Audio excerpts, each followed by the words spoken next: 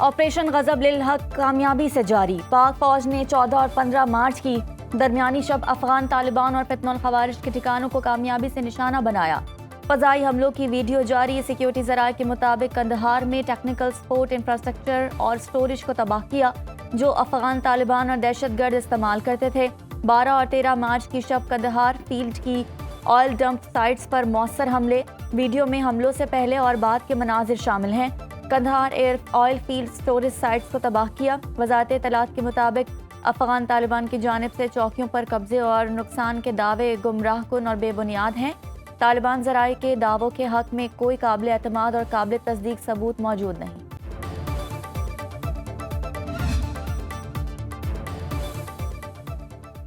بھارت کے الزامات مضحکہ خیز اور منافقانہ ہیں۔ افغان طالبان رجیم کے خلاف پاکستان کی کارروائیوں پر بھارتی بیان کے حوالے سے ترجمان دفتر خارجہ کا رد عمل۔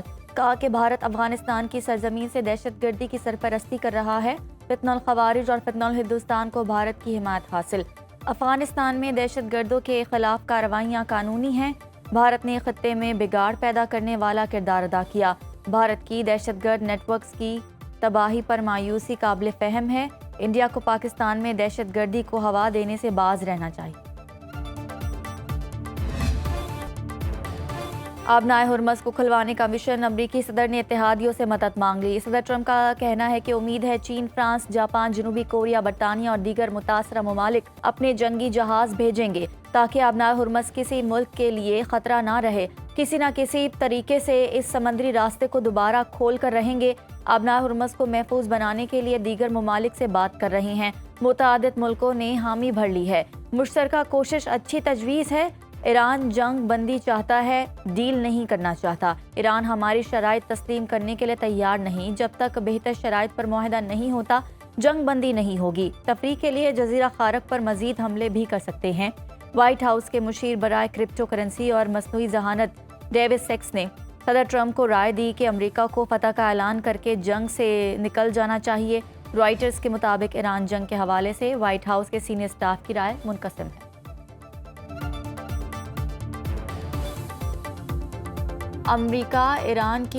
اسرائیل کی ایران کے خلاف ظالمانہ جنگ کو 15 دن مکمل ہو گئے۔ دشمن کے حملوں کے باوجود ملک معمول کے مطابق چل رہا ہے۔ ایران کے صدر مسعود پزشکیان کہتے ہیں کہ حملوں کے باوجود حکومتی اہلکاروں کی خدمات میں رکاوٹ نہیں آئی۔ حکومتی اہلکار محنت سے اپنا کام جاری رکھے ہوئے ہیں۔ امریکہ اسرائیل نے مل کر ہمارا ملک تباہ کیا، ہم اسے دوبارہ تعمیر کریں گے۔ ایرانی وزیر خارجہ عباس عراقچی کہتے ہیں اگر ایران کی تیل کی تنصیبات کو ٹارگٹ کیا گیا تو خطے میں امریکہ کا ایران کے خارق جزیرے پر B-2 بمباروں سے حملہ۔ ایران امریکہ اسرائیل جنگ تیسرے ہفتے میں داخل۔ امریکی صدر ٹرمپ نے دعویٰ کیا کہ جزیرے پر ایران کے تمام فوجی اہداف تباہ کر دیے لیکن تیل کے بنیادی ڈھانچے کو تباہ کرنے کا حکم نہیں دیا۔ اگر آبنائے ہرمز میں رکاوٹیں برقرار رہیں تو وہ فوری طور پر اس فیصلے پر نظر ثانی کر سکتے ہیں۔ خارق جزیرے پر حملے میں 90 سے زیادہ ایرانی فوجی اہداف کو نشانہ بنایا۔ امریکی سینٹرل کمانڈ نے حملے کی تفصیلات جاری کر دی۔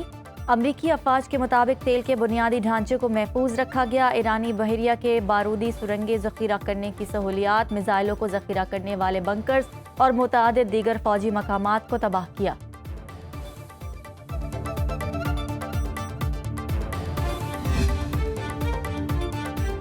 پاسداران انقلاب سے وابستہ فارس نیوز ایجنسی کا کہنا ہے کہ حملے کے بعد خارق جزیرے پر 15 دھماکے سنے گئے۔ جزیرے کے فضائی دفاعی نظام، ایک بحری اڈے، ایئرپورٹ، کنٹرول ٹاور اور ہیلی کاپٹر ہینگر کو نشانہ بنایا گیا۔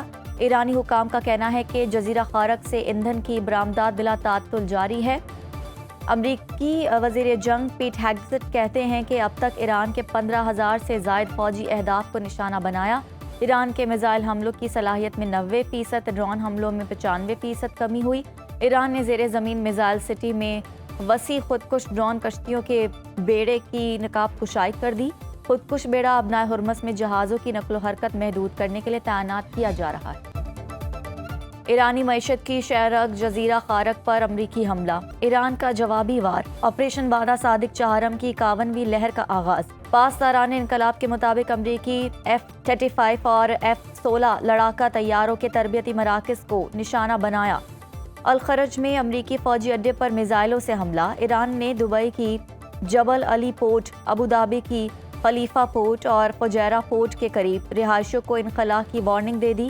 خودکش ڈرون سے بغداد میں امریکی سفارتخانے کے ایئر ڈیفنس سسٹم پر حملہ، متحدہ عرب امارات کی ریاست فجیرہ کی بندرگاہ پر ڈرون کا ملبہ گرنے سے آگ لگ گئی۔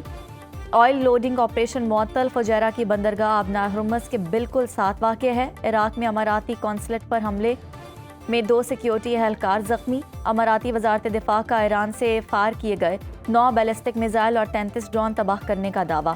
فلسطینی مزاحمتی تنظیم حماس نے ایران سے اپیل کی ہے کہ وہ برادر ہمسایہ ممالک کو نشانہ بنانا بند کرے۔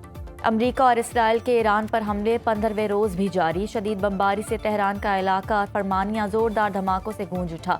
تبریز، تہران، فیروز آباد، بندر عباس میں ڈرون حملے ہوئے۔ حملوں کی وجہ سے تہران سمیت مختلف شہروں سے اب تک 32 لاکھ افراد نقل مکانی کر چکے۔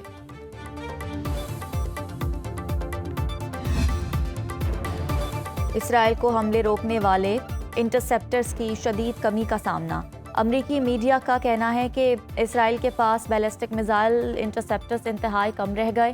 امریکی اہلکار بھی موجودہ صورتحال سے آگاہ ہیں۔ ایرانی اسپیکر محمد کالیباف کا کہنا ہے کہ امریکی حکمت عملی ناکام ہو چکی، اب یہ اپنے فوجیوں کو جنگ میں جھونک رہے ہیں۔ امریکی وزیر جنگ اپنے فوجیوں کو کیما بنانے والی مشین میں پھینکیں گے۔ امریکی جنرلز کی غلطیوں کی قیمت اب عام فوجی ادا کر رہے ہیں۔ بحرینی وزارت دفاع کے مطابق ایران کی جانب سے داغے گئے 125 بیلسٹک میزائل، 203 ڈرون تباہ کیے جا چکے۔ فضائی دفاعی نظام ایرانی جارحیت کو کامیابی سے ناکام بنا رہا ہے۔ مشرق وسطی اور خلیجی ممالک سے جڑی ہر جنگ میں تیل کا کردار ہمیشہ سے اہم رہا ہے، کبھی اس کا حصول اور کبھی اس کا بطور ہتھیار استعمال۔ صرف ایران پر اسرائیلی اور امریکی حملوں سے شروع ہونے والی حالیہ جنگ ہی ہے جس میں ایک چیز اور بھی ہے جسے ہتھیار کے طور پر کام لیا جا رہا ہے، وہ ہے پانی۔ خلیجی ملکوں کا پینے کا صاف پانی اب ایران کا جنگی ہتھیار بنتا جا رہا ہے۔ خلیجی ممالک سمندر کے پانی کو صاف کرنے والے ڈی سیلیلیشن پلانٹ پر انحصار کرتے ہیں۔ کویت میں 90%، عمان میں 86% اور سعودی عرب میں 70% پینے کا پانی انہی پلانٹ سے حاصل ہوتا ہے۔ اگر ایران ان پلانٹس پر حملہ کرتا ہے تو پورے خطے میں پانی کا ایک شدید بحران پیدا ہونے کا خدشہ ہے۔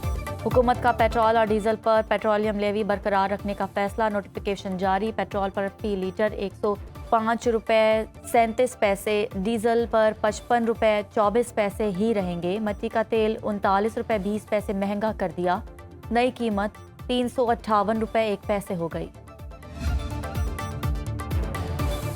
سرکاری افسران کی تنخواہوں میں 5 سے 30% تک کٹوتی کا نوٹیفیکیشن جاری۔ 3 لاکھ سے 10 لاکھ روپے تک تنخواہ لینے والے افسران سے 5% کٹوتی ہوگی۔ 10 لاکھ سے 20 لاکھ روپے تنخواہ پر 15%، 20 لاکھ سے 30 لاکھ روپے پر 25%، 30 لاکھ روپے سے زائد تنخواہ پر 30% کٹوتی کی جائے گی۔ یہ رقم عوامی سہولت اور فلاحی اقدامات کے لیے استعمال کی جائے گی۔ سرکاری اداروں اور نجی کمپنیوں کے بورڈز میں شامل حکومتی نمائندوں کی بورڈ فیس بھی 2 ماہ کے لیے فنڈ میں جمع کرائی جائے گی۔ آج اسلاموفوبیا کے تدارک کا عالمی دن، وزیر اعظم شہباز شریف کہتے ہیں کہ آج کا دن دین اسلام اور مسلمانوں کے خلاف تعصب کی مذمت میں عالمی آواز ہے۔ مہذب معاشرے عقائد کی بنیاد پر انسانی حقوق میں تفریق نہیں کرتے بلکہ باہمی احترام اور احسان پر قائم ہوتے ہیں۔ اسلامی تعلقات تعلیمات کے عین مطابق اور بین الاقوامی قوانین کی نظر میں تمام انسان مساوی حقوق رکھتے ہیں۔ دین اسلام تمام نوع انسانی کے لیے امن اور آشتی کا پیغام ہے۔ اسلام کو انتہا پسند خیالات سے منسوب کرنا صریحاً لا علمی ہے۔ گورنر سندھ کی تبدیلی سے پہلے وفاقی حکومت کو ہمیں اعتماد میں لینا چاہیے تھا۔ کامران ٹسوری بہت اعتماد سے گورنر ہاؤس چھوڑ کر گئے۔ MQM کے سربراہ خالد مقبول صدیقی کہتے ہیں کہ سندھ کے شہری علاقوں کا مینڈیٹ ہمارے پاس ہمیشہ سے رہا ہے۔ دنیا کے بہترین ترقی کرتے ہوئے شہروں میں شامل کراچی آج بدترین شہروں میں کیوں شامل ہے؟ کس نے وہ اقدامات کیے جس سے یہ صوبہ 2 حصوں میں نظر آتا ہے؟ اس شہر کے فنڈز اور ٹیکسز سے پاکستان کی موٹر ویز بنتی ہیں۔ پورا ملک کراچی سے جڑا ہے۔ ہیوی ٹریفک اس شہر کے بچوں کو کچلتے ہوئے چلے جا رہے ہیں۔ لاہور کی تاریخی مسجد دائی انگا 4 صدیاں قبل شہنشاہ جہانگیر کی دائی انگا کے نام سے منسوب کی گئی۔ 3 گنبد، 3 دروازے، وضو کے لیے تالاب اور نقش و نگار کا کام آج بھی مغلوں کی تابناک ماضی کی یاد دلاتا ہے۔ شاہ جہان نے حکومت سنبھالی تو اپنی دائی انگا کو بلا کر کہا کہ بتائیں آپ کے لیے کیا کر سکتا ہوں۔ دائی انگا نے کہا کہ ان کے نام سے ایک مسجد بنا دیں، جس پر بادشاہ نے 1635 میں اس مسجد کو تعمیر کرایا۔ ملک میں عید شاپنگ کا سلسلہ زور و شور سے جاری ہے۔ بازاروں میں خاصتاً رش دیکھنے میں گہما گہمی دیکھنے میں آ رہی ہے، جبکہ وقت کم، مقابلہ سخت ہے۔ چھوٹی عید کی بڑی خوشیوں میں صرف چند دن باقی، شاپنگ کا بھی فائنل راؤنڈ شروع ہو گیا۔ مرد بیچارے تو سمجھوتا ہی کر لیتے ہیں، لیکن خواتین کو چاہیے کہ عید کے جوڑے سے لے کر جوتے اور چوڑیوں تک مکمل تیاری کریں۔